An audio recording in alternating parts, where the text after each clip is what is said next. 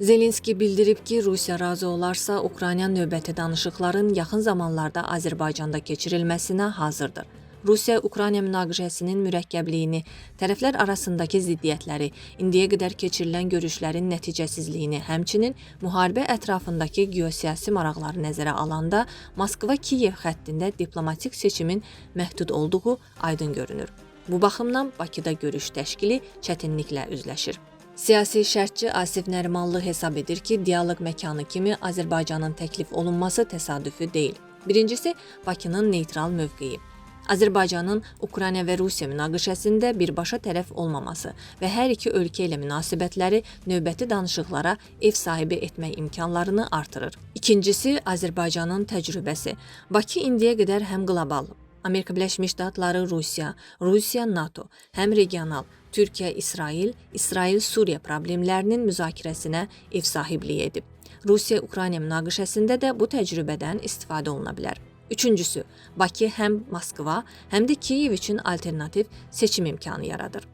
İndiyə qədər aparılan danışıqlarda tərəflərin ortaq məxrəcə gəlməsini çətinləşdirən amillər təkcə ağır şərtləri yox, həm də iştirakçılarının Amerika Birləşmiş Ştatları və Avropa ölkələrinin məsələyə geosiyasi maraqlar kontekstində yanaşması olub.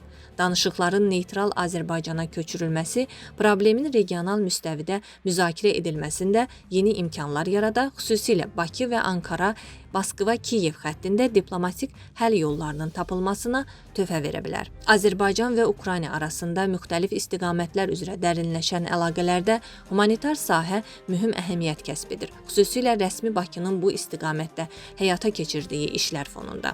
Müharibə vəziyyətində olan Ukraynanın humanitar dəstəyə ehtiyacı var və bu uzun illər eyni problemdən əziyyət çəkmiş Azərbaycana yad məsələ deyil.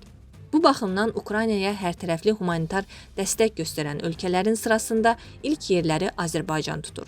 Ukraynaya verilən humanitar dəstək bir neçə istiqamətdə həyata keçirilir.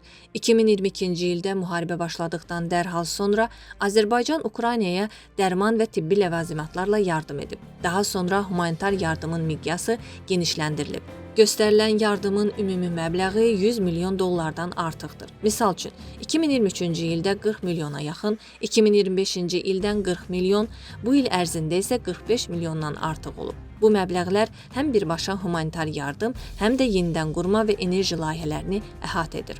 Humanitar yüklərə gəlincə, 2022-2026-cı illər ərzində ümumi çəkisi 2000 tondan artıq olan 140-dan çox humanitar yük göndərilib.